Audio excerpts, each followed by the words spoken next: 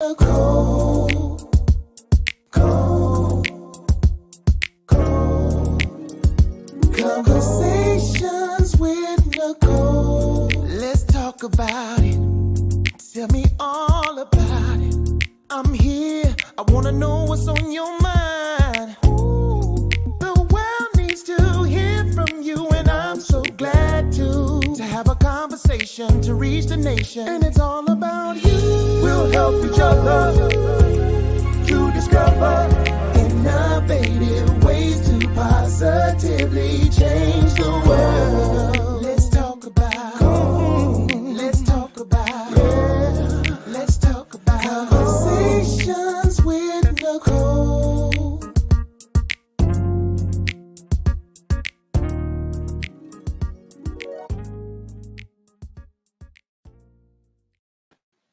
Greetings. Welcome to Conversations with Nicole. I am Nicole Everett, your host.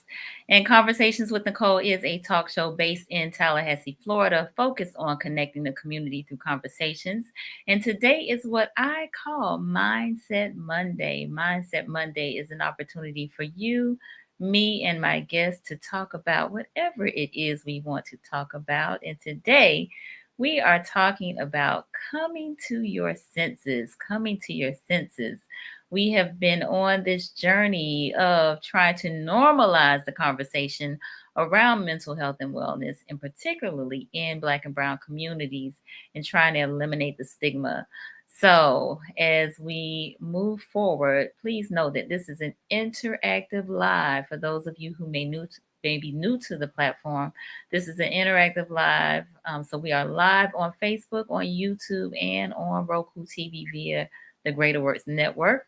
And so we are excited and delighted to have you here with us. So tag a friend, a family member, let them know they need to be on here because we got something exciting and interesting in store for you tonight. So before I introduce my guest, I want to hear from you. I see some of you are already chiming in, which I absolutely love. In the comments, if you will, put your city and state so we can give you a shout out. City and state so we can give you a shout out. I see you. Miss Karla Sapp, my godmom down in Miami. Thanks for tuning in. Miss Yolanda Brown, thank you for being here. Appreciate you. And the Chief Terrell Bowman, thank you for being here. Appreciate you. And Mr. Ozzy out of Virginia Beach, thank you for being here. Dr. Oz, pleasant good evening to you. My mom down in Miami, thank you, Mom, for being here. Appreciate you. And yes, Yolanda is in Charlotte. And one of my mentors, Miss Cora Fulmore in Orlando. Thank you for being here. And Miss Marie here in Tally. And Mr. John Baker. Thank you, John Baker. I think you might be new to the platform, at least speaking. So I appreciate you giving us some comments tonight. So again, this is interactive. So please, comments, questions are welcome. This is a safe space where we engage with one another, learn from one another. So my guest tonight, I actually met on Instagram. I love my Instagram clinicians. They are so special to me. So I am going to read you a little bit of her bio. Miss Karla, Dr. Karla Sapp is my guest tonight. If you all bear with me one moment. I had to actually do a restart. All right, here we go. Dr. Karla Sapp is a nationally certified counselor, certified clinical mental health counselor, master addiction counselor, certified professional counselor supervisor, licensed professional counselor in Georgia, approved clinical supervisor, and licensed mental health counselor in Florida. She earned her doctorate of education in counseling psychology from Argosy University in 2014. She is also a graduate of Armstrong Atlantic State University. She got a BS in criminal justice and South University, Savannah. She's been practicing for 14 years, specializing in mental health and addictions counseling within the following settings: inpatient acute hospitalization, outpatient drug court, and currently a drug abuse program coordinator and previously a drug treatment specialist with the Federal Bureau of Prisons, where she's worked with where she works with incarcerated male offenders as well as the former Southeast Regional Legislative Coordinator for the Council of Prisons Local 33. Now, Dr. Karla has many accolades, and I'm not going to read them all. I will give you information on how to connect with her later where you can read all of this because listen, I told her she got a lot of letters behind her name. She is a life learner, which I absolutely love. Um, but I want to bring her on so we can get this conversation going. So not to take anything away from her, but help me welcome Dr. Karla Sapp. Yay!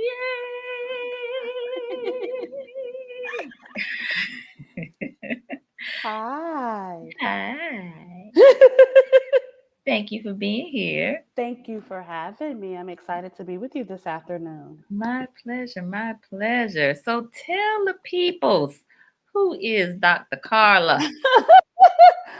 I'm just going to be honest with you. Dr. Carla is just a little old geeky gal from coastal Georgia who is currently residing in Tallahassee after her job brought her this way 2 years ago at the height of the global coronavirus pandemic. Um, Born and raised down in Midway, Georgia, right there off the coast of Georgia, 30 miles south or so of Savannah. Um, but I did kind of grow up here in the Tallahassee area. As a young child, my grandmother and my aunt lived, and my aunt still lives in the area, and so very familiar with Tallahassee. It's always been my second home. So when I got the chance to kind of transfer this way, was like I'm still at home. I have family here, so why not make that move while I had some family in the area? So, been here now 2 years full time. Been in the mental health profession over 14 years, working in a variety of settings. I am a mental health advocate all day long through and through. It is my passion to be able to educate and empower, especially our Black and Brown communities, to be able to seek mental health services and understand that mental health services are there. We don't have to be shy about it. We don't have to feel shame about it. We don't have to feel guilt about it. But it is so important that we're taking care of ourselves, especially now more than ever with all that we are experiencing in the world. And so, super excited to be here to help you here at Conversation with Nicole normalize mental health in the Black and Brown communities. Absolutely. Well, thank you again so much for being here. We got folks welcoming you here on the platform. And Hello. yes. And so Tallahassee Trisha is here as well. So thank you, Trisha, for joining us. So, when you and I talked, um, you were actually in the process of preparing for a presentation to be a keynote at a conference in Iowa. Correct. I went Mhm. out to Iowa last month. The Iowa Mental Health Counselor Associations had their 16th annual conference down in Des Moines, Iowa. And so I had the pleasure of being able to travel out there and open up their conference as their keynote speaker, which was really exciting. And I was glad to really be there. And so super excited to kind of have the part two of the conversation here today with you. Yes. All right. So we got one comment saying, can you turn your mic up just a little bit? Because they say it's hard to hear you. Okay. All right. I think I turned it up. Okay. That's you sound a little louder. Okay. Okay, cool. So let's kind of dive in. So actually, before we do, I gotta do my disclaimer because I have a clinician. I don't want you all to confuse this for therapy. Although we're going to be talking about therapy and counseling and whatnot, we still want you to get with a licensed clinician in your area. Now, you are licensed in Georgia and in Florida, right? I am licensed both in Georgia and Florida. Yes, ma'am. Okay, good deal. All right, so all topics past, present, and future on Conversations with Nicole are for informational purposes only. They are not to be used as a diagnosis for treatment or an answer to any personal issues related to the topic being discussed before, during, or after the program. So there, I said it. All right. So we're talking about coming to your senses. What's that all about? So, coming to your senses is like we were sharing earlier, is near and dear to my heart. Before I am a clinician, before I am all those letters that are behind my name, I am a mother first. And so I am the mother of two children, a 20-year-old and a 15-year-old. I know that's shocking, but it is true. Very shocking.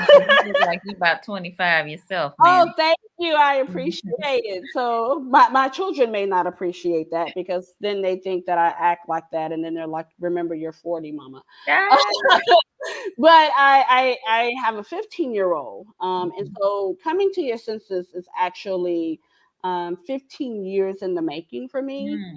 It's 15 years of research, 15 years of a lot of understanding, a lot of compassion, but more importantly, 15 years of parenting my son. He is autistic.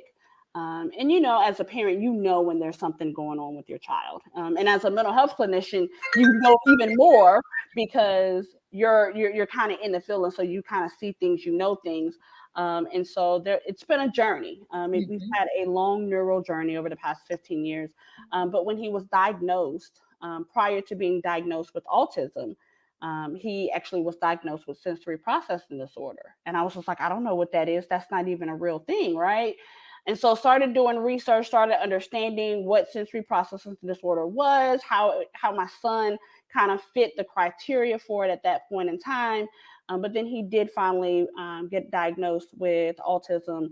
On the autism spectrum disorder, it's high functioning, what used to be considered Asperger's, but now high functioning autism. And so it's been a journey just learning about it. And in the process of me learning about it and being able to help my son with various interventions, as well as him going through occupational therapy, I became more acquainted with the brain and the body and how it works together from a neurological perspective, and started integrating it into my own practice. Okay. And so my research kind of expanded and evolved. And so it's my son's story. It's how my son has kind of influenced my work in the mental health profession, especially now more than ever. So, I was telling you before we started the broadcast that I did just a little bit of research on this. Wasn't aware of sensory processing disorder. So, can you just tell us a little bit about what that is and the impact that it has on our mental well-being? Sure. So with sensory processing disorder, a lot of times, and so that I can make sure that I keep everything together too. Okay. But sensory processing disorder. So I always tell people to think about it from this perspective. We know our five senses. So when we're going through grade school, elementary school, whatever we want to call it, we learned about the five basic senses. We learned about the sense of touch, the sense of smell, the sense of sight. We learned about the sense of taste and the sense of feel, right? So we know that we have five basic senses. And what we know about those is that those five basic senses ultimately impact how we perceive the world around us, what we hear, what we see, what we feel, what we touch, things of that nature, what we taste. But ultimately, when we think about sensory processing disorder, it's about the brain not necessarily being able to process those senses in what most people would consider a normalized manner. And so you find a lot of times that what's happening externally, it tends to impact what's happening internally with us when it comes to our senses. And so I always tell people with my son, it's kind of like the snow globe effect. You shake up a snow globe, and what happens when you shake that snow globe up is that, the little confetti pieces kind of go all over the place, and then they eventually settle, but it takes it a moment to settle. And that's typically what happens when you have those senses that are typically kind of heightened, and or those that are typically not as heightened. And so with sensory processing disorder, it's typically how our brain and our body organizes the information that we're getting, the input that we're getting from the various senses. And not only that, but how we respond to that particular stimuli. And so, like for my son, and I always use him as an example because it's so easy. A balloon popping, somebody popping a balloon sets my son off in a frenzy. And it sets him off in a frenzy because when in his processing of it, for most of us, we hear a balloon pop, it's loud pop. We're like, oh, there's a balloon. For my son, it actually overly stimulates him to the point where he's not able to truly function. And so typically what happens at that moment is he goes into that flight mode. Some people will freeze, some people will kind of try to get away. Some people will find themselves kind of like, okay, let me try to defend myself. Well, my son does it. He just runs away from it. And in those moments, you have to be really, really careful and try to really get him and be able to help him calm himself down. And so it actually stimulates not just our body, it stimulates our nervous system. And it depends on the way that our nervous system processes it. With the parasympathetic and the sympathetic aspects of our nervous system, that determines how we're responding to it. And so his response is typically not the normal response. And you see that a lot of times when individuals are kind of either what we call in the sensory world, either seekers or avoiders. So the avoiders are those people who try to stay away from things, from senses that overly stimulate them. But then you have your seekers who are like, I need it, right? And so they're looking, they're the ones who will run into a wall, or they're jumping all over the place, or they're kind of sometimes what you call stimming and kind of all over the place. And a lot of times that's because they're needing that input in order to be able to kind of control and handle the stimuli externally and internally that they're inputting at the same time. And it can be a number of things. Wow. Again, very fascinating. This is a whole new world for me, the things that you are speaking of. But this is, again, very, very interesting. So Marjorie is on here. Hey, Marjorie, she said, I can appreciate that awareness. I have 2 young men with autism, and we don't speak about this enough. If they are experiencing sensory overload, people still say to me, I should keep them home. And Marjorie, thank you for sharing that you have 2 young men who are on the spectrum, and the biases and the stereotypical comments that you hear a lot of times. Because I can remember when my son was growing up, I used to be afraid of taking him places, right? Because I was so afraid of if something set him off, if he got overly stimulated, and I knew how he would respond, how other people would possibly respond to us. And I can remember being at church, and the first time some of our church members back at home we were at church, and some of the kids had balloons. And of course, kids are going to be kids, and you can't tell kids don't do certain things. And so when some of the kids popped the balloon, my son took off running towards the road, and I was like full-fledged behind him, like, I gotta stop him. And the church members were like, what's going on? Because on most days, my son presents as if he's normal, although he is on the spectrum. And so I had to explain it to him. And, we talked to the kids about what was going on, because a lot of kids were just like, well, we just popped the balloon, so why is he running away? But it was that at that moment, they stimulated him in a way that he needed to get away from it.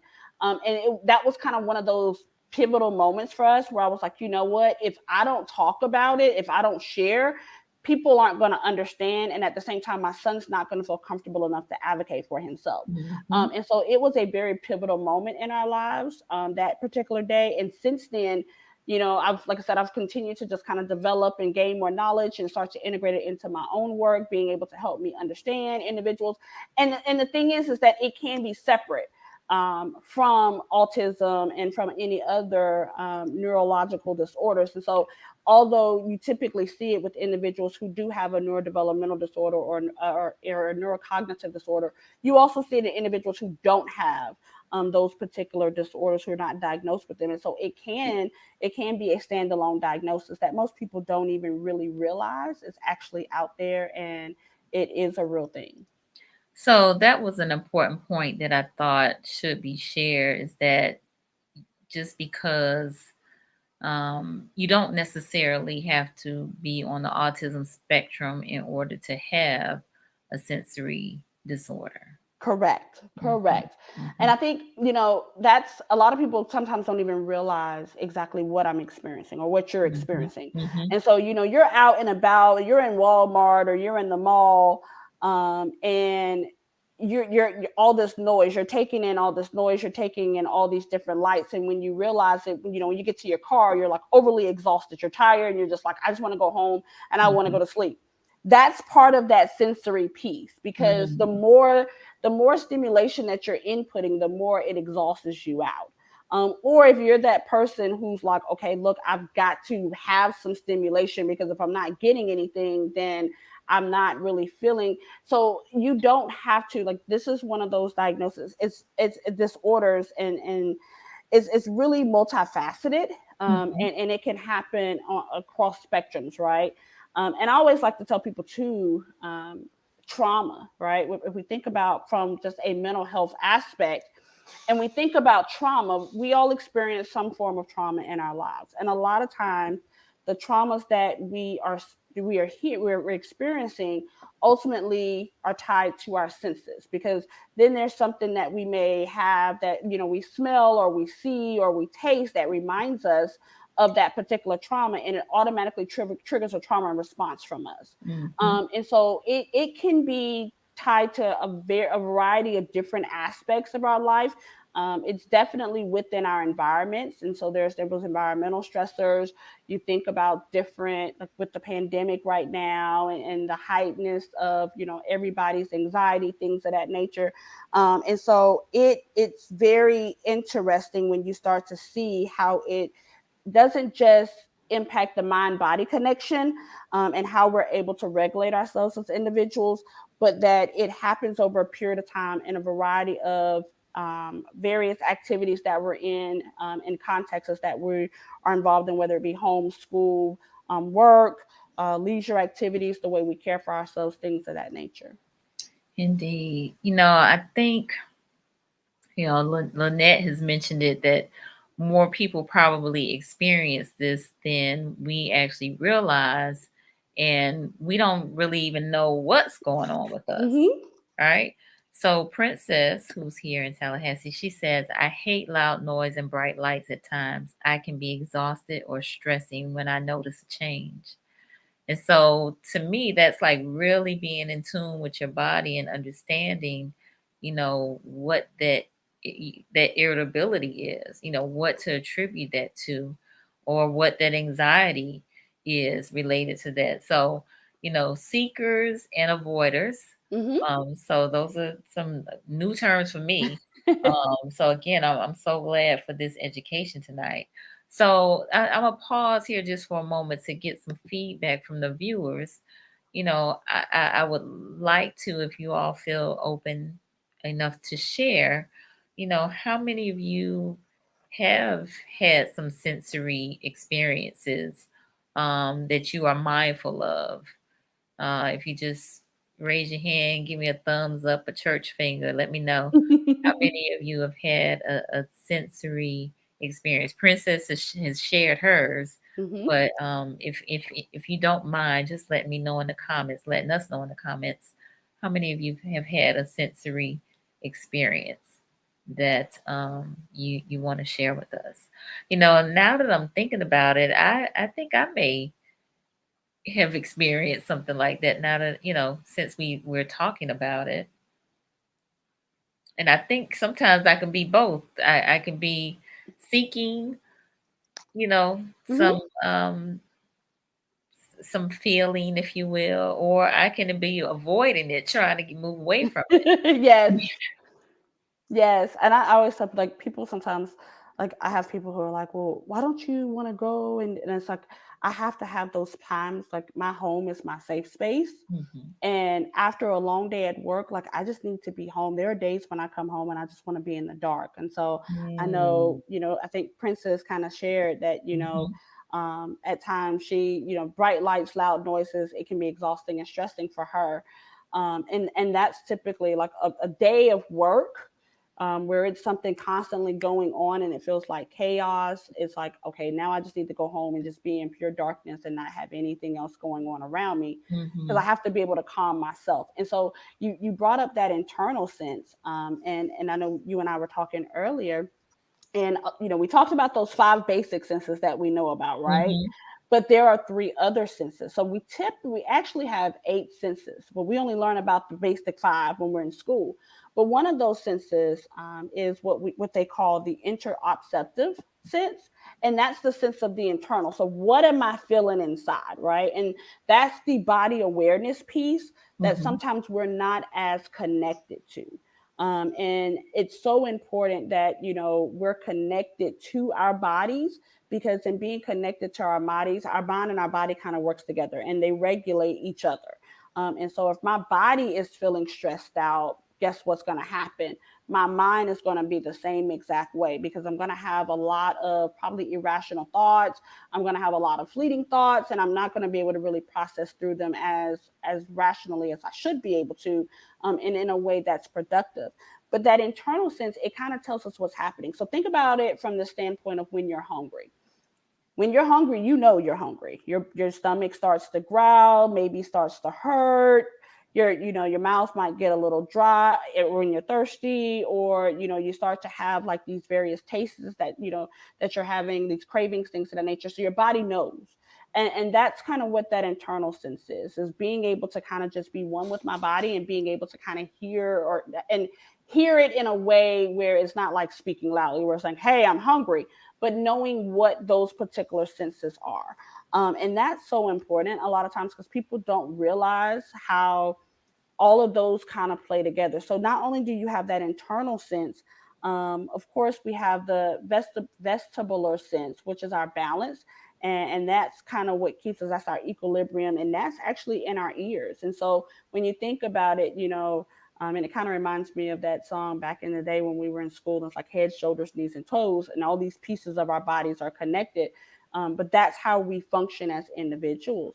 And so my senses are all connected, even down to being in my ears, and how my ears are connected to my body. And it helps with as far as regulating my balance and me being able to have a steady gait, things of that nature.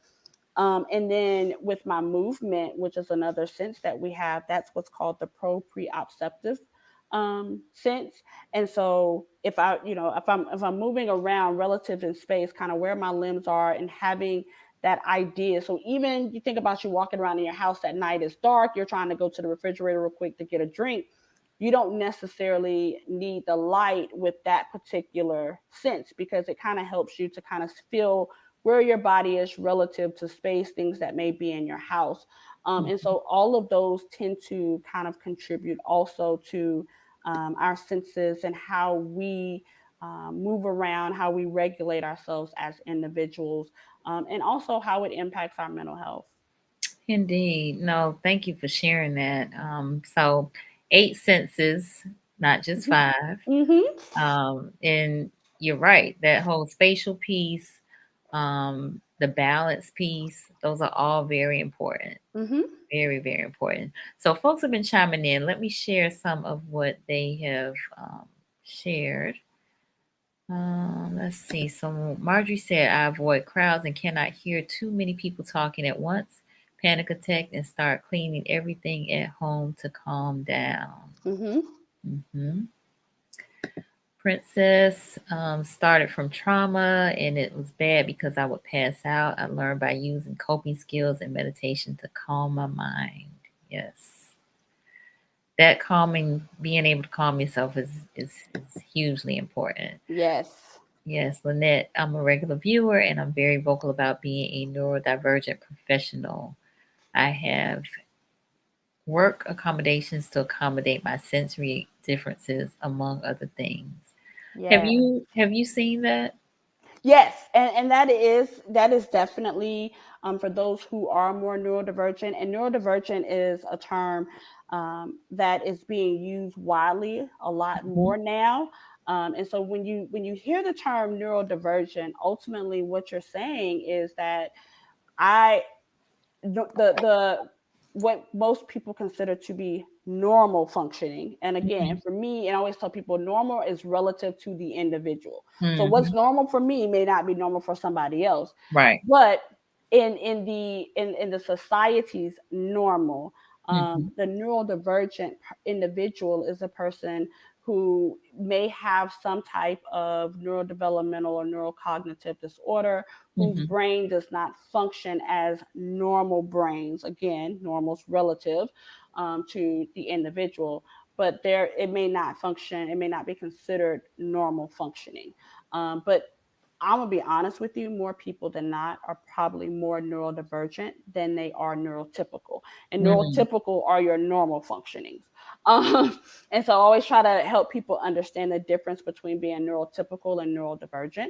Okay. Um, and so if you children who are diagnosed with, like, or not even children but adults, because believe it or not, adults can be diagnosed in later on in life as adults with ADHD, attention deficit hyperactivity disorder. You Mhm. don't have to be a child to get that diagnosis, and there are a lot of adults who are ADHD and have no idea, right? Right. But that is being neurodivergent. So someone who's diagnosed with ADHD or ADD or autism spectrum disorder, someone who has the sensory piece, those are your individuals that typically are considered neurodivergent. And being able to understand if they have learning disabilities, all those aspects kind of fall under that umbrella. But when we start to really think about, especially if we think about our Black and our Brown communities, the Mhm. majority of our Black and our Brown communities have had some type of experience that would probably lend them closer to being on that neurodivergent spectrum than the neurotypical Mhm. spectrum. If we're truly being honest about what we're experiencing, what's going on in our lives, and Right. we're truly have that sense of awareness of self in our body, we could probably all to some degree kind of fit on that side of the neurodivergent. So, what are some steps in order to, I guess, receive an accommodation for being neurodivergent? So there's a lot of different steps that you can go to. Mhm. You can have occupational therapy is one. If you're doing occupation, because they do an assessment. Based on that assessment, they are able to find diagnoses for you. You can also see a neuropsychologist. Neuropsychologists are able to also do neuro testing to Okay. be able to kind of give the diagnosis, and then be able to provide you with the information for accommodations through your workplace. A lot of times you also find, especially in the schools, kids have what's called IEPs, 504 Mhm. accommodation plans. And that's typically, either they're meeting with the school psychologist, or they've met with a neuropsychologist and they've gotten a diagnosis. The parents go to the school with this information, and then the school provide those accommodations. And the same kind of goes along with the workplace. Just kind of having awareness of what the accommodation process looks like in your workplace, Mhm. having a physician, occupational therapist, a psychologist, someone who is able to provide the sufficient documentation needed for your job to then be able to provide those accommodations. And it does fall under the ADA, the American Disability Act, and so they have to provide those. They can't just Mm. say, "Oh well, you don't really kind of like the lights. The lights kind of, they have to provide it. If you have that diagnosis and you're able to substantiate these are some of the accommodations that are needing, your job has to provide those accommodations for you." Oh, wow. Didn't know Hmm. that. Hmm. Did not know that. Okay. Hmm. Nicole, who is out of Indianapolis, she said, I have headaches with too much chatter at the same time with folks all at once. And then she had a question about how do you calm your anxiety stomach when you are triggered from folks? So I think one, thank you, Nicole, for asking that question. I think it's a really good question. And I think being able to identify some soothing, calming techniques that works for you, right? And so being able to look at when I'm feeling anxious, what typically works. A lot of times for some people, it's being able to find a quiet space, being able to meditate. For other people, it's being able to take a drink of water, or it's, using having kind of what you call like, and call it a sensory diet ultimately, and kind of what are some of those things that you can do to kind of keep you kind of in a place where you're able to regulate your senses, regulate your emotions at that moment in time. And so, like, some people use fidget spinners. Some people, want to sit in a dark room. Some people use aromatherapy. If you see back there, I have my kind of aromatherapy diffuser. It actually has went off for tonight because I keep it on a timer. And so, but people, it's a variety of different things that work for you specifically. It may be that you have to turn on some soothing music, kind of lay down, maybe some relaxation techniques that you can utilize. And so there's a variety of things that you can do. I always tell people, you want to try what works for you first. So when you are in those moments, think about what is something that when you're feeling you're triggered, you're feeling the stomach tense, and you're feeling kind of the anxiety kind of boiling in your stomach. Is it counting to 10, or also doing kind of what I call like the 5, 4, 3, 2, 1. So 5 things that I can see, 4 things that I can smell, 3 things that I may be able to touch, or 3 things that so how are you able to kind of regulate yourself to kind of calm yourself first, and then be able to allow the emotions and the experiences that you're having within your body to freely be able to you to be able to freely navigate them in a way that's productive and calming for you. Very good points. And actually, I think I have termed these things coping skills, which they also can be part of your sensory diet. I had not heard of sensory diet prior to today, actually, but it makes a lot of sense. So I want to hear from some of you all. Now, I know we've taught coping skills, and I do have a 99 coping skills list on IG. That's pretty cool. But I want to hear from you. Or have you all done or utilized, or do you have a sensory diet? Or maybe you don't call it a sensory diet, but are there some things that you all use to that are of a sensory nature, whether that's aromatherapy or deep breathing or having a drink of water or counting or maybe touching something that uh, is calming to you or whatnot? That just, again, give me a church finger, thumbs up, wave your hand, let me know.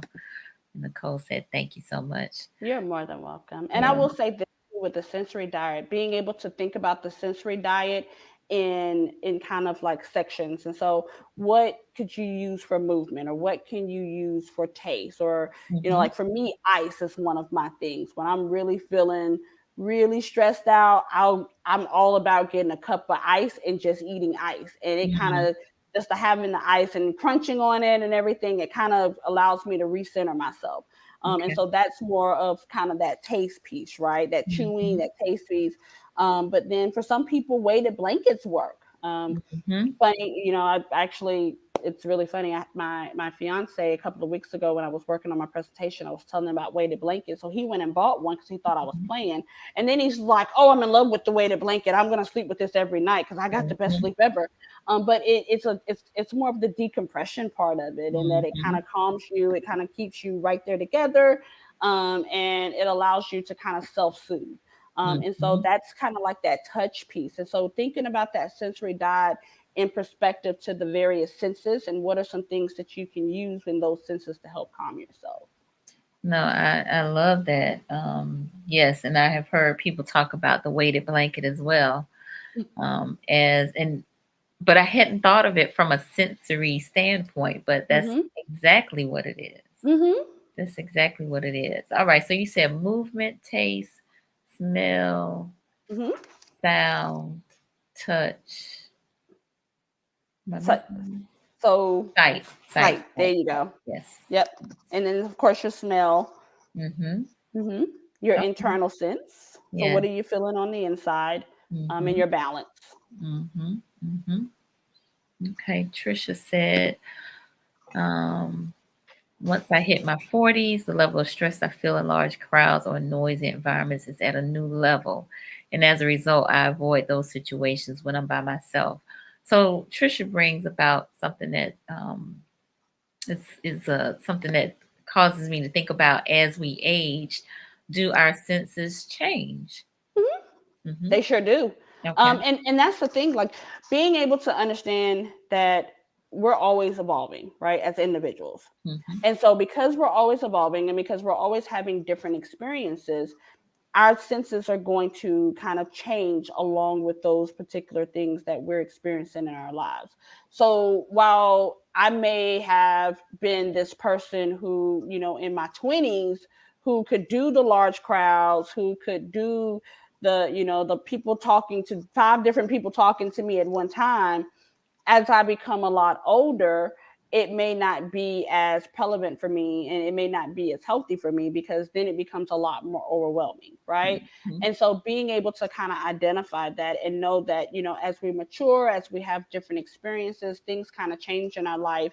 And how we navigate those pieces are so important. And so a lot of times, sometimes we feel like, we're because we are who we are, we're going to stay the same. But it's okay to know that change is inevitable in our lives, especially as we're getting older, especially as our body is going through, different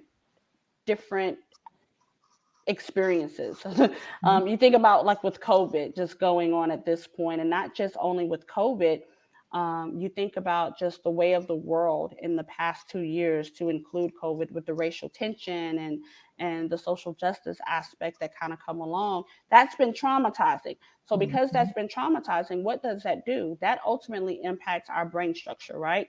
And so our brain is constantly being impacted. And if our brain is being impacted, that means how our body regulates is also being impacted, because they go together. It's like a whole mind body connection thing. And Mm-hmm. so if my brain is changing, if I'm becoming, this trauma happens, and although I may not have experienced this level of trauma personally, vicariously, secondhand, I'm seeing the trauma, play out on TV, things of that nature. I become a lot more hypervigilant. If I become a lot more hypervigilant, then what happens? My anxiety increases. If my anxiety increases, then certain senses might start to increase, and or certain senses may start to decrease, because they all go hand in hand. So here it is, I'm on high alert 24/7. So if I'm on high alert, I think Dr. Ozzy said he kind of equated it earlier to like a gun pop, a gun Mm-hmm. shooting going off. Even if I hear that particular sound, it may not be a gun, but if I'm automatically assuming, it's almost like hearing a gunshot instead of a balloon, correct? I'm automatically, in that place where I automatically associate with that. So now I'm hearing the gunshot, right? My body is responding to that. I'm triggered, and I'm even more, it's like that snow globe has been shaken up, and I'm even more frenzied at that point in Mm-hmm. time. And so different things, again, we experience a lot in life. So what I experienced in my 20s, I haven't necessarily experienced in my 40s. And because the world continually changes, the world continually is putting us in these situations where we're experiencing so much trauma on a day-to-day basis. Our bodies are literally constantly being kind of almost shocked, and having to figure out, how do we handle that. Mm-hmm. Indeed. Um, so self-love, Miss Sister Yada said, you give grace because you know everybody isn't in the same space as you, or not, nor have been through the same experiences. So yeah, Exactly. Hmm. definitely give grace for that. So she also responded, spiritual room filled with things you respond calmly to. Exactly. Hmm. So thank you for sharing that. Nicole said, I literally got out after ill. I think she meant Hmm. literally got ill after watching a trial, knowing a young man lost his life in a horrible way. Hmm. Yeah. Hmm. Yeah. I think we all did. Hmm. Yeah. Lynette said, folks on the autism spectrum all have different needs. I've heard folks want to lump everyone together, and that isn't the case. That's why it's a spectrum. You are so correct about that. And Mhm. people, I've had that too. Everybody expects every child, every adult who is diagnosed with autism to be exactly the same, Mhm. and they are not exactly the same. Each individual is going to always present differently, because their experiences are different, and it is a spectrum. And so it can go from very low functioning to very high functioning, and you have people who fit anywhere in between. You have your nonverbals, you have individuals who are verbal, you have those who are nonverbal, you have those who are very intelligent, you have those who have significant learning disabilities, you have those who are very, they kind of are in the middle. And so it's not a one size fit all kind of thing. And I tell people that all the time.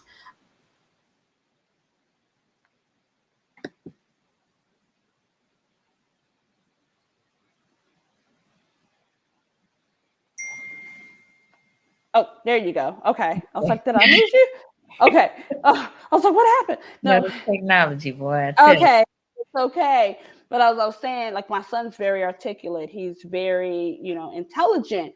And so people are like, oh no, he's not autistic. He's not on the spectrum. And then that one thing happened, and then it was like, oh, never mind. And I'm just like, exactly, And so I always tell people, don't just kind of go with the stereotypical kind of idea of Mhm. what the spectrum looks like, because Right. the spectrum is very multifaceted, it's very diverse. And it's about being able to understand that as individuals, though we may present or though we may have similarities, we're not all the same. And that we Right. have to be able to, as was stated earlier, we have to be able to give grace, because everybody doesn't have the same experience. Even though we may be experiencing some of the same exact things, our perception and our experiences are going to always be different. Absolutely. So, what would you have us know, and particularly African Americans around this? I mean, we've kind of educated ourselves in these last 45 minutes, but is there something specific that you would have us know and do as relates to, sensory processing disorder or just coming to our senses? Mhm. I think the biggest thing for me right now is, the education piece, but being able also for us as Black and Brown Americans to understand that the essence of who we are as human beings is that it's always going to be embedded in the sensory events of our daily lives, right? And that ultimately, because of those sensory experiences that we're having, being able to have the ability to identify them, to acknowledge them, and to become more aware of myself. We've kind of been in this place where we've had very limited awareness of who we are, not just as individuals, but who we are culturally. And for me, coming to our senses, especially in the Black and Brown community, is about us going back to that more holistic perspective, that our lives have always kind of been centered around. Um, Being able to understand, I always tell people, sometimes we don't understand like how going to church and worshiping and clapping and singing and praising is so therapeutic, right? We don't understand how, listening to certain music can be therapeutic for us. We don't, being able to kind of have that sense of community is so important for us. But then we also don't see how, and we don't always understand how various experiences we have can be just as triggering for us. And as individuals who are Black and Brown Americans, we're triggered on a daily basis. I mean, I was triggered just this weekend when I heard about the incident that, well, not even the incident, the racial attacks that took place up in New York.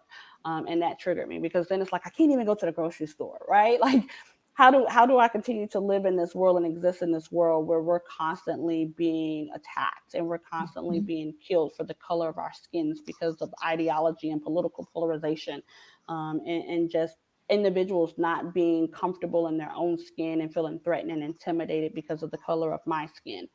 And so, those are things that are very triggering, but we have to get to a place where we're normalizing being one with ourselves, being able to normalize understanding what's going on with our bodies, being able to furthermore understand that it is okay for us to seek treatment, and it's okay for us to seek not just traditional talk therapy, but more holistic therapeutic interventions that will allow us to truly be able to become one with ourselves, understand our senses, understand how to regulate our emotions through our senses, and become whole. Because people have tried to break us. And I mean, that's just being honest. This world is constantly trying to break us down. Yes. But we are strong, we are resilient, and we definitely have the ability to utilize our bodies to be able to help us continue to be strong and be resilient and continue to make strides in this world. Hmm. Absolutely. So, are there clinicians that specifically work in this space of Oh, sensory therapy? oh yeah, there's a Okay. lot. So I will say this: in the past couple of years, you've seen a lot of therapists, especially Black, Indigenous, and people of color, Hmm. BIPOC, as we call it, therapists who've become more acquainted with more body-oriented therapeutic interventions and more body and brain-based therapeutic interventions. So you have a lot of BIPOC brain spotting therapists who are now using brain spotting, where the idea of brain spotting is where you look is how you feel. And Hmm. so it's utilizing your eyes to be able to kind of tap into your brain spots and then having you kind of process. I use gaze spotting a lot in my practice too, which kind of is more of a naturalistic, you kind of going into this gaze, being able to kind of deal with the issue, identifying the issue, being able to identify kind of what you're feeling, where you're feeling that in your body, and then being able to kind of process it. So you have brain spotting therapists. You also have those who are now practicing what's called somatic experiencing, which is more of a body oriented therapeutic approach. And so you can find these therapists on a variety of platforms. They're on Psychology Today. You can find them on Clinician of Colors, Therapy for Black Girls, Therapy for Black Men. You can kind of on, I think the brain spotting website, I think now has a site where you can actually look for brain spotting therapists. But you can, and if you can't find anybody, you're more than welcome to reach out to me and I can connect you with someone who is practicing, or at least try to find someone who is practicing, because we kind of have this big old network of individuals. And so these are more approaches that we're starting to utilize a lot more versus the traditional talk therapy. Because, granted, I will be honest with you, traditional talk therapy can be great. But what good is talking about it when my body is still holding it, right? My body holds all this trauma and Hmm. all of these things that are happening. If my body is, if it's embedded in my body and I'm not letting that go, I'm not processing through that, talking about it's not going to really do it. So these are more body oriented and brain based oriented approaches that start to release the trauma that you are, have been, that has been, and that you are holding embedded in your bodies. Indeed, indeed. No, thank you for sharing that. So, real quick, I'm gonna go back up here to Trisha's comment. She said, "We absolutely can't lump them together. My 2-year-old family member will go in another room if there are too many people or it's very loud. He gets nervous and will twist his hair before he starts panicking. On another hand, I have a nephew who was reading at a fourth grade level in kindergarten and is extremely intelligent, but has been tested and is on the spectrum." Mm-hmm. So again, just the wide variety and differences. Yes. Um, but I also want to move forward in the conversation. You were talking about, you know, what good is talking if your body is still holding it in. So I think that's where that sensory diet is important, right? Yes, it And, is very important. and particularly that movement piece. Mm-hmm. Hmm. Exactly. And so, sometimes I always tell people too, like for me, there are days at work when I will get up and I'll just move around just to be able to kind of not feel like I'm just kind of stuck in my body, but I'm actually Hmm. able to kind of release. And you would be so surprised sometimes because you can actually feel the release as it's happening. Yes. And sometimes you don't know because, of course, we're just kind of moving, but it actually, there's like a transferring, there's an energy transfer that happens, and you start to release it as you're moving. And some people do yoga because Mhm. yoga helps you with your diaphragmatic breathing. I can never say that. I always struggle with certain words. You It's did like, fine. how do you get all together?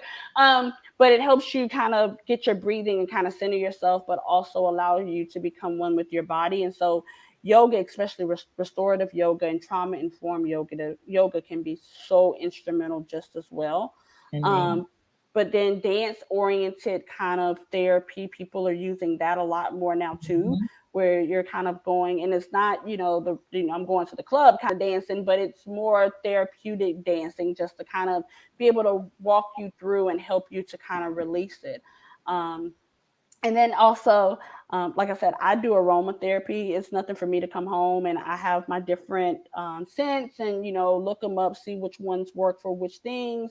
Mhm. And I use those kind of, that's kind of my way of being able to kind of calm myself, kind of cleanse my environment in that moment, and give me that ability. And yes, body scans are just as important. Kind of scanning my body. Where am I feeling these things at? What's going on in my body right here?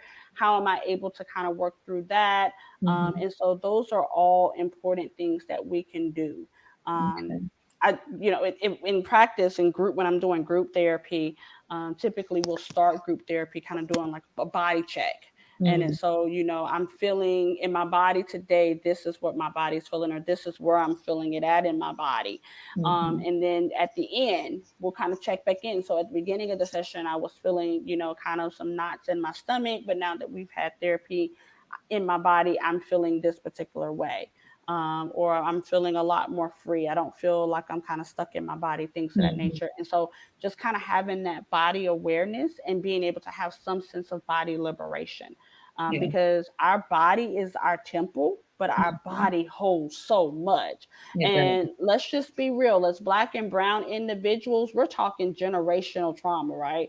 So we're talking, our body is not just holding our trauma, we're holding the trauma that was embedded in us before we even came into this world. We're talking Mhm. the trauma that our mothers was experiencing, and our grandmothers were experiencing, and our great grandmamas was experiencing, from that epigenetic piece, because when my grandmother was carrying my mother was essentially carrying me inside, Mm. because research has shown that reproductive system is already started. So my grandmother, as my mother's reproductive system had already formed, and she was born with her egg. So Right.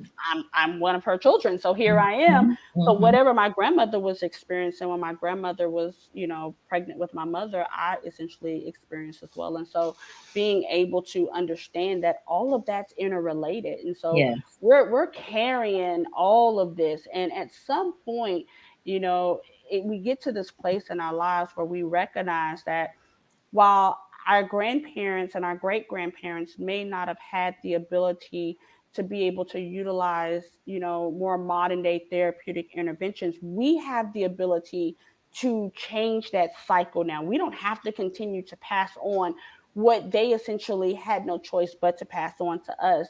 Our children, from generations to come, can be a lot more free. We can heal them from this trauma. We can release them from having to carry generations of pain and suffering in their bodies, because we're able to go ahead and free ourselves from it. Because when we're healing ourselves, we're healing our children. Our children are then healing their children, and it continues to pass on. So we got to get to this place where we're ready to heal. And coming to our senses allows us to start that healing process. I love the thought of that. I really, really do. Um, that passing on that healing from generation to generation. Mm-hmm. So we had a few questions. Nicole said, "Did you say trauma informed yoga?" I did. I did say trauma informed yoga, and it is actually a thing. Okay. And so with trauma informed yoga, it's yoga, but it's also being more aware of the trauma that individuals are experiencing, and being able to allow others to become attuned to their body in a way where we are not necessarily triggering that trauma, but we are identifying what some of those trauma triggers are, and being able to help those individuals work through that trauma through the use of yoga. And Mhm. so it's more specific, and it's more, what's the word that I'm looking for? Um, it's more focused on ensuring that you are able to release the trauma, and that you are not actually re traumatized through the process, as well. So, yes, there is trauma informed yoga. And Okay. yes, Lynette, Dr. Joy did a book, a great job with that book. I enjoyed that book. It's one of my favorite. Yeah, so other folks are chiming in. Lynette also wanted to know if you were familiar with EMDR. I am familiar with EMDR. I do not utilize EMDR as Mhm. much. I have not been trained actually on it, but I am familiar with it. It is very similar to brain spotting, and brain spotting kind of came out of EMDR. Dr. David Grand, who actually founded brain spotting, actually was EMDR certified initially. Mhm. And then he realized that there were aspects of EMDR that could be utilized as standalones and not through the whole process, and they were just as effective.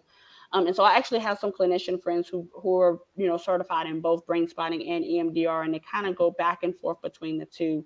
But I am definitely familiar with it. Okay, good deal. Um, Ishmael, who's out of Gainesville, said, "Can you expound on that some more, or point us to more research in that area of intergenerational trauma in the womb?" So it's called epigenetics. And with epigenetics, there's been a couple of studies that's been done with epigenetics, and also in Dr. Joy's book, Post-Traumatic Slave Syndrome. She talks about it too.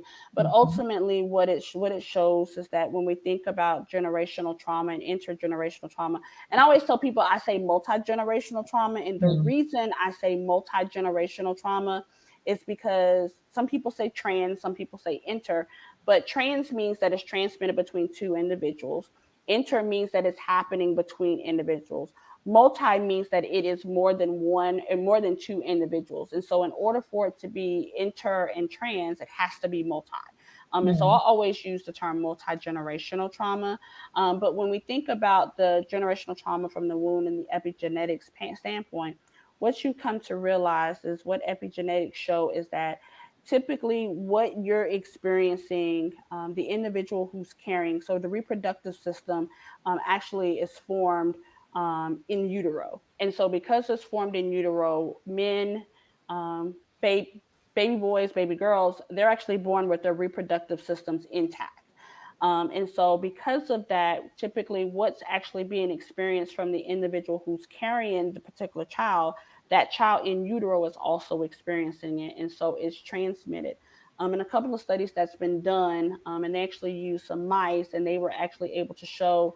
In one, there was cherry blossom study with some mice, and they were able to show that the mice pups actually had the same aversion that the actual mama mice had, and I say mama mice, that's probably not the right word, but the mama mice actually had an aversion, because they were shocking them with the cherry blossoms. So they developed this aversion to the cherry blossoms, and so the mice pups actually developed an aversion to those cherry blossoms once they were born, and then when those mice pups eventually had other mice pups, they actually had an aversion. And so there's been a couple of studies that's been done that shows that it does ultimately change your genetic predisposition to some degree, in your genome and things of that nature. And so that's kind of where that epigenetic and intergenerational transmission of trauma typically you start to see kind of get passed down. And so a lot of times we don't, it's more unconscious a lot of times, and we don't even realize, okay, so I don't like this. Well, why don't I like this? And then you find out, oh, my grandmama didn't like this, or oh, my Mhm. granddaddy didn't like this. Then you're like, oh, this makes more sense to me. So it's more unconscious unless someone's kind of talking about it. But there are several studies to show that in utero we are just as impacted by the trauma that our parents or our grandparents have experienced throughout their lives as well. Indeed. No, again, great points. Ish, I hope that answers your question. Lynette said the word of the day is epigenetics. Yes, epigenetics, that is the word. Mhm. All right. So Ms. Daisha said people tend to think that trauma is normal due to not knowing how to deal with it. They do, because we start to normalize trauma, and we start to Mhm. think that, hey, it's supposed to just happen. And a lot of times people don't even recognize exactly what trauma is, right? Like we have this idea of classical trauma, Mhm. abuse, physical abuse, sexual abuse, fires, natural disasters. But let's talk about the fact that you're hearing police cars up and down your community all night. You know, Mhm. or let's talk about the fact that you are watching certain events take place on TV, and those events that you're seeing on TV, are just as traumatized. And when we're watching, you know, on Facebook or social media, when people are reposting certain videos and, you know, it's like, oh, look, we saw this happen. Everybody, let's reshare what's going on. The reality is, the more we're watching, the more we're traumatizing ourselves. But because we've kind of gotten to this place where we kind of almost desensitized ourselves to certain things, we don't even realize how much we're traumatizing ourselves. And actually had to tell, I saw it a couple of days ago. It came through my feed back in 2020, when Ahmaud Arbery was murdered. Let's just call it what it is. He was murdered. By 3 white vigilantes down in Brunswick, Georgia. People were sharing it from home, and I'm from close to that area. I'm on that corridor right there on the coast, and a lot of my family members were sharing it. And when I got off work that day, I saw it. I was like, "What is going on?" And I was like, "Oh no!" And I literally posted on social media like, "Stop sharing the video, stop watching the video, and please reach out to a mental health professional so that you can be able to process through your feelings." Because it was just like, okay, everybody got to see, we got to show everybody. And it's like, no, we don't have to show everybody. We don't need to be watching this, because what we're doing is now we've just increased our level of trauma. Now we're even more on alert. We're even more sensitive and hyper vigilant. And so just like someone said, you're hearing the ambulance, you're seeing a police car, you go to pass a police car, you automatically heighten alert right then. You're thinking, okay, something happened to me. And it's like, sometimes we traumatize ourselves more than others traumatize us, because we're too busy trying to make sure everybody sees what's going on. And we don't have to do that, because then the trauma just continues to happen. We continue to perpetuate, and we continue to find ourselves digging ourselves kind of deeper and deeper in a hole, to where we have to try to then bring ourselves out. And so it's so important that we think about that, and be mindful sometimes of everything. Like, we don't have to share everything on social media. Everything. Absolutely. Well, we are at just a little bit over an hour, and so I definitely want to be respectful of the time, even though I have thoroughly enjoyed this conversation. And I hope the viewers have too. If you have enjoyed the conversation, give us some hearts or thumbs up or hand clap or something to let us know. Dr. Carla, I know that you aren't currently taking clients, correct? I am not currently taking clients, but I am providing referrals. So, and I tell people that because I do work full time and I have a lot of other things going on, but I do provide referrals. So anybody who reaches out and, you know, they're looking for a therapist, if I can't find you a referral, then I can point you in the direction to actually give you the resources you need to find someone for yourself. Indeed, indeed. So how can folks connect with you? Sure. So I am on all social media platforms. I'm on Twitter. My Twitter is Dr. K Sapp. Sapp is SAPP. On Instagram, it is Dr. K _Sapp, SAPP. I have a Facebook page on my business Facebook page on Facebook. Is Dr. Karla, and that's Karla with the K, Karla. But then also, I have a website. It's www.drkarlasapp.com. Dr. Karla is DRKARLASAPP.com. As well as my email is drkarlasapp@gmail.com.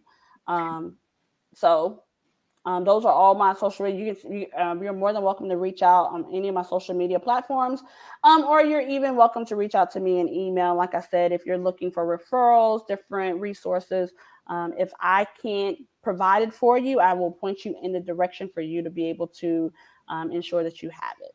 Indeed. Thank you so much. So a lot of folks chiming in.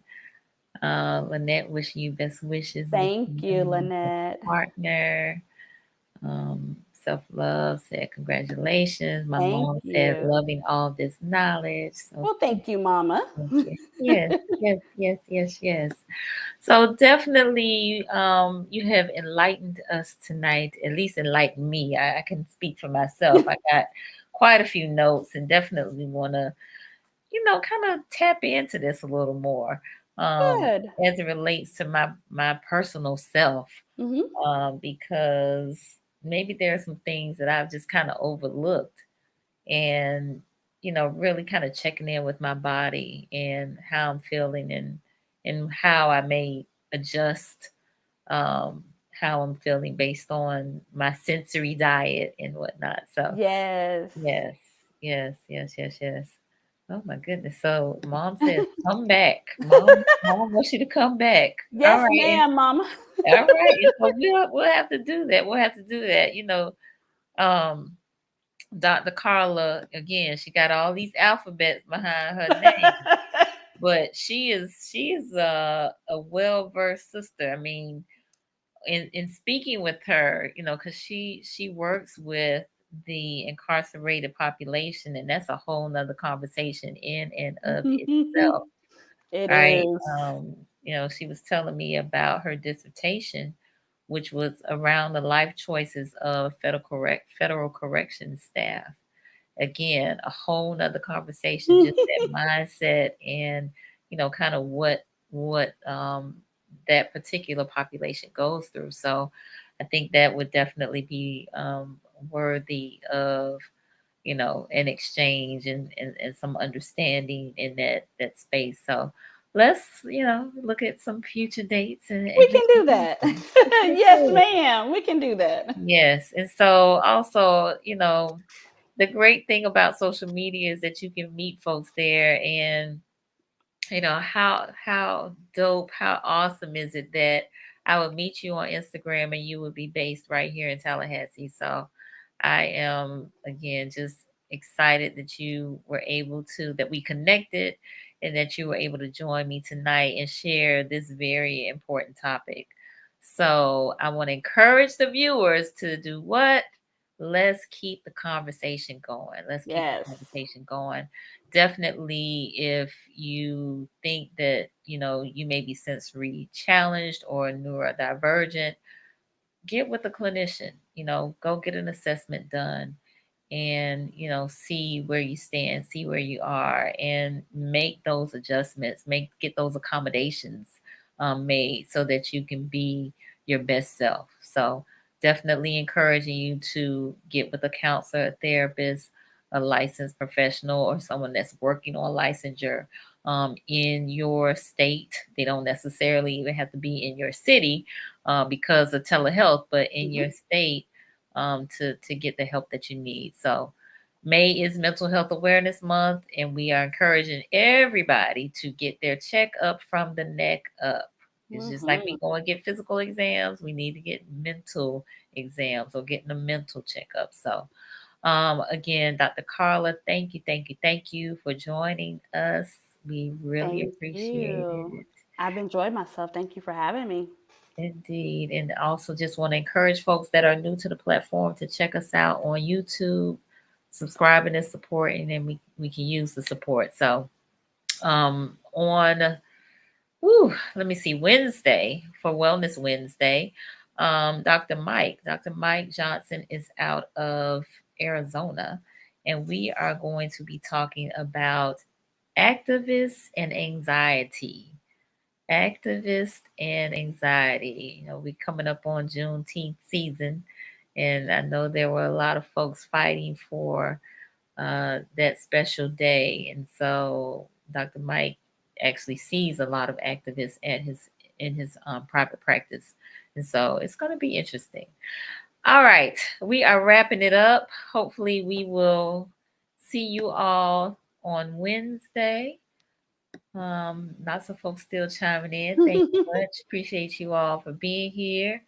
And we'll catch y'all next time.